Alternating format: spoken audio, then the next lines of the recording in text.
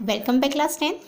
आज हम chapter number 14 जेठी बाई उस लेसन का पेज नंबर 84 समझने जा रहे हैं। ठीक है, तो लास्ट वीडियो में हमने 83 का लास्ट पैराग्राफ समझ लिया था, जिसमें हमने देखा था कि सुल्तानों के समय में पोर्टुगीज़ लोगों ने उसके द्वीप के ऊपर आक्रमण करके उसको जीत लिया था और अपने नए कायदे कानून वहाँ पे चलाते थे। तो वहाँ के नए कायदे कानून क्या थे?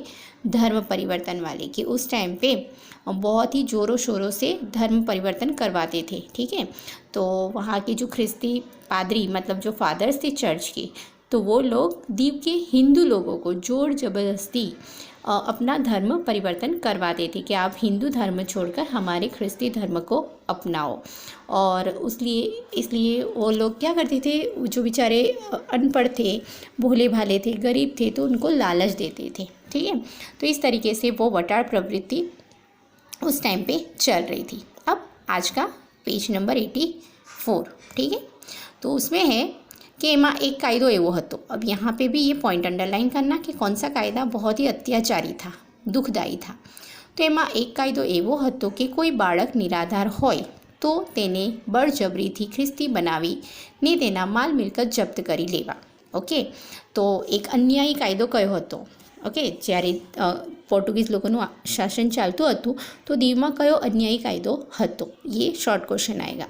तो यहाँ पे उसका आंसर आएगा कि जे बाळक निराधार એટલે કે જેના મા બાપ ન હોય, અનાથ હોય, ઓકે, તો એવા બાળકને બળજબરીથી ખ્રિસ્તી બનાવીને તેના માલ મિલકત જપ્ત કરી દેવો, એવો અન્યાયી કાયદો ત્યાં એ સમયમાં ચાલતો હતો। આ અતિ અન્યાયી કાયદાએ દીવની જનતાને હૃદયમાં ફફડાટ પેદા કરી દીધો હતો। ફફડાટ એટલે डर।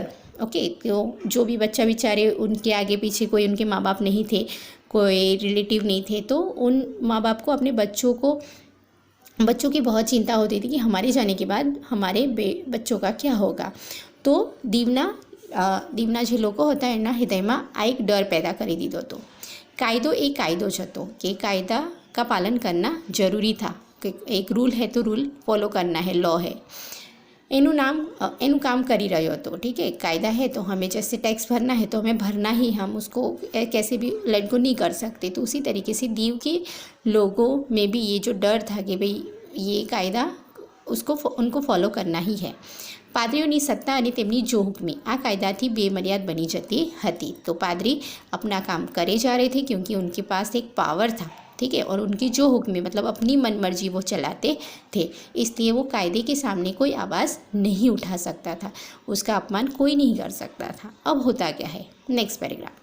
पोर्टुगीज़ अमलनी आवी आप खुदी अपनी मनमर्जी समय में मरण पथारी पर पड़ेल कांजीनो जीव निकलतो न हतो। तो उस टाइम पे जो सिचुएशन दिखा रहे इस लोक कथा में कि भाई कांजी की हालत बहुत ही नाजुक है, वो लास्ट स्टेज पे आके खड़ा है, तो उस टाइम पे उसकी जान नहीं निकल रही थी। तो किस वजह से नहीं निकल रही थी, वो मर क्यों नहीं पा रहा था, क्या डर था उसको, क्या चिंता थी, वो यहाँ पे क्वेश्चन आएगा। तो मरण पथारी पर पड़ेल कांजीनो जीव केम निकलतो न हतो, ऐसा क्वेश्चन आएगा। ठीक है, तो ये पॉइंट भी अंडरलाइन करना।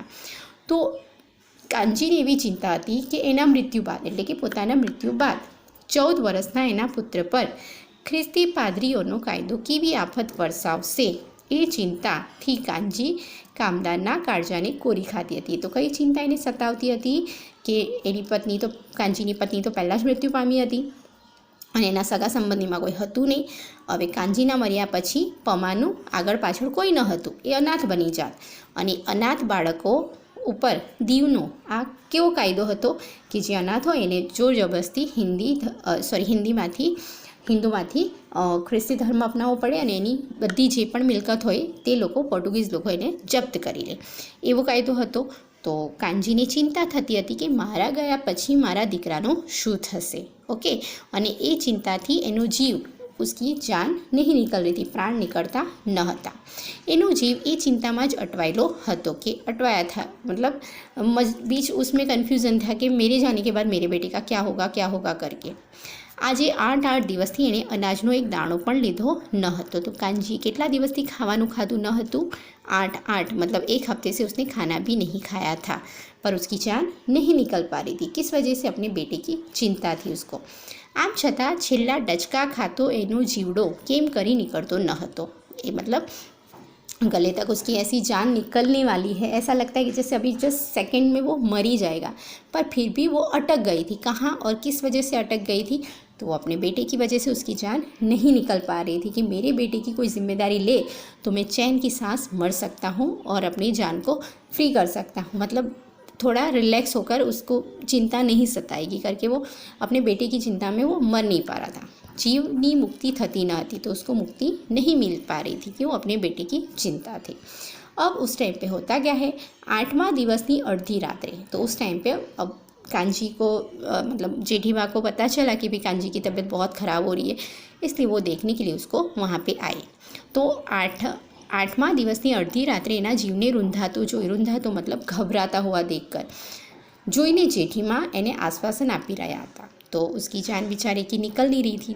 तो जेठी माँ ने कहा कि भाई तू अपनी प्राण को छोड़ दे, मुक्त कर दे, तू आराम से शांति से चैन की सांस मर, तू अपने आप को परेशान मत कर, क्या चिंता है तो मुझे बता, ठीक है।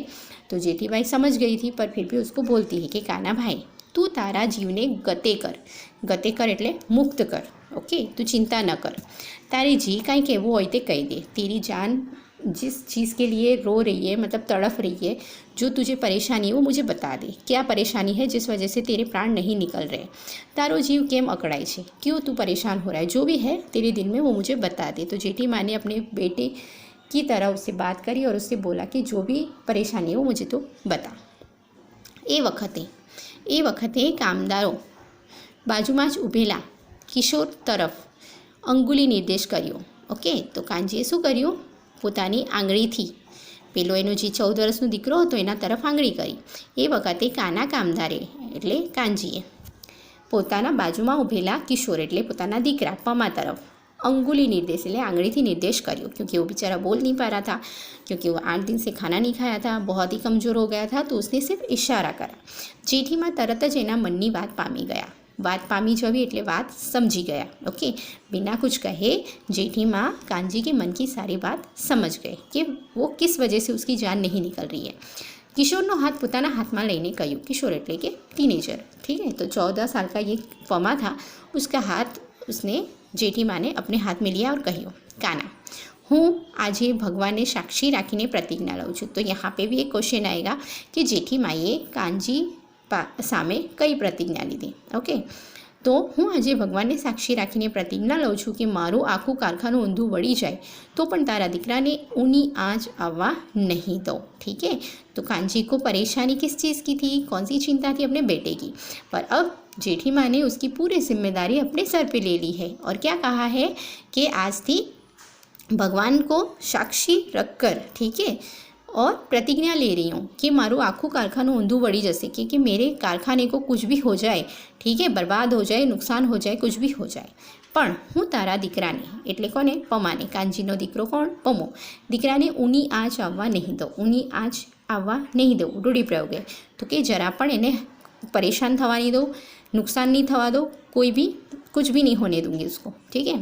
આજથી આ દીકરો તારો નથી પણ મારો છે, तो सुखीથી તારો जीव गति कर। और जेठी माँ उसको थोड़ा तसल्ली देती है कि तू घबरा मत, तू शांति से अपने प्राणों को मुक्त कर और तेरे बेटे की पूरी जिम्मेदारी मैं अपने सर पर लेती हूँ और तू चैन की सांस अपने प्राणों को त्याग दे, ठीक है।